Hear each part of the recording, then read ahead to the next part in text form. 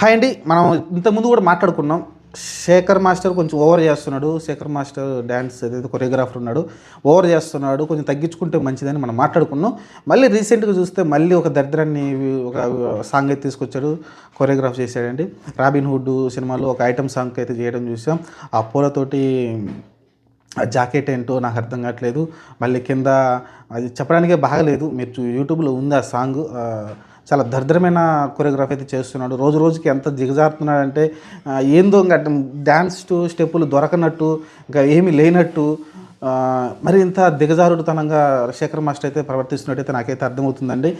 చాలా దారుణంగా ఉంటుంది. ఎందుకంటే మీరు చూస్తే మిస్టర్ బచ్చన్ చూసాము. దాని తర్వాత మీరు చూసుకుంటే ఈ సినిమా వచ్చేసేది పుష్పలో సాంగ్ కావచ్చు. ఆ తర్వాత మీరు చూసుకుంటే రీసెంట్గా దబిడి దిబిడి సాంగ్ కావచ్చు, మన డాకు మహారాజులో ఇంత దారుణంగా మీకు ఎందుకు అసలుకి కొరియోగ్రాఫ్ చేయాలంటే చాలా మార్గాలు ఉన్నాయి కదా. కనీసం హీరో హైవే పనులు చేయాల్సిన అవసరం ఏముంటుంది నాకు అర్థం కావట్లేదు. ఇక్కడైతే ఇంకా ఎవరు లేరు కానీ పక్కన ఆ అమ్మాయి అయితే చేతని అలా చేయించడం అనేది నాకైతే అస్సలకి చండాలంగా ఉంది. ఎందుకంటే రోడ్డు మీద డ్యాన్సులు కూడా మనం చూసాం, కొన్ని రికార్డింగ్ డ్యాన్సులు వాళ్ళే కొంచెం నీట్గా వేస్తున్నారు అనిపించింది. ఈ డ్యాన్స్ చూస్తే శేఖర్ మాస్టర్ రోజు రోజుకి దిగజారిపోతుంటూ దాన్ని మార్చుకోకపోతే మటుకు ఇప్పటికే చాలామంది మహిళా సంఘాలు దీని మీదైతే పోరాటం చేస్తున్నారు.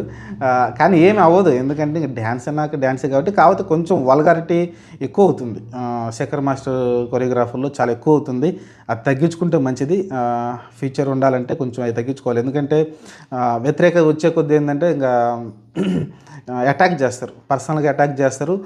అది తట్టుకోవడం కష్టం. ఒక్కసారి సోషల్ మీడియాలో వైరల్ అయ్యి శేఖర్ మాస్టర్ని అటాక్ చేశారంటే సినిమా అవకాశాలు కూడా కోల్పోవాల్సి వస్తుంది. అలాంటి సిచ్యువేషన్ అయితే ఏర్పడుతుంది.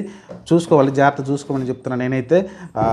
చూసాం కదా మీరు మిస్టర్ బచ్చన్ కావచ్చు, మీరు తర్వాత డాకు మహారాజు కావచ్చు, ఇప్పుడు ఈ సినిమా చూస్తే ఏంటి రాబిన్ హుడ్లు, ఈ 3 సాంగ్లు మీరు పక్కన పెట్టుకొని చూసుకోండి ఎంత వల్గారిటీ ఉంటుందో ఆ సాంగ్స్లో.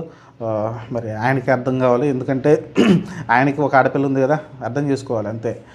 ఎందుకంటే ఫ్యామిలీతో వెళ్ళి సినిమాలు చూస్తున్నప్పుడు అలాంటి సాంగ్స్ వచ్చినప్పుడు చండాలంగా అనిపిస్తుంది. దాన్ని వేరే విధంగా కొరియోగ్రాఫ్ చేయొచ్చు కదా. ఆ మూమెంటే పెట్టాలని ఏముంటుంది చెప్పండి, నాకు అర్థం కాదు. సెక్సీగా చూపించాలంటే చాలా మూమెంట్స్ ఉన్నాయి, కానీ మరీ ఇంత దిగజారాల్సిన అవసరం అయితే లేదనిపిస్తుంది శేఖర్ మాస్టర్ విషయంలో. చూద్దాం మరి శేఖర్ మాస్టర్ మారతాడా లేదనేది. ప్రస్తుతానికైతే ఇదే కొంచెం సంచలనంగా మారింది రాబిన్ హుడ్ సాంగు. ఆ పూల జాకెట్ కావచ్చు, ఆ స్టెప్ కావచ్చు, ఇంకోటి చూద్దాం మరి శేఖర్ మాస్టర్ దీన్ని మార్చుకుంటాడేమో చూడండి. ఎందుకంటే కంటిన్యూషన్గా ప్రతి సినిమాలో ఇలాంటి ఏదో ఒకటి చెత్తాపరం అయితే చేస్తున్నాడు శేఖర్ మాస్టర్ అయితే. చూద్దాం మరి ఫ్యూచర్లో మారతాడేమో.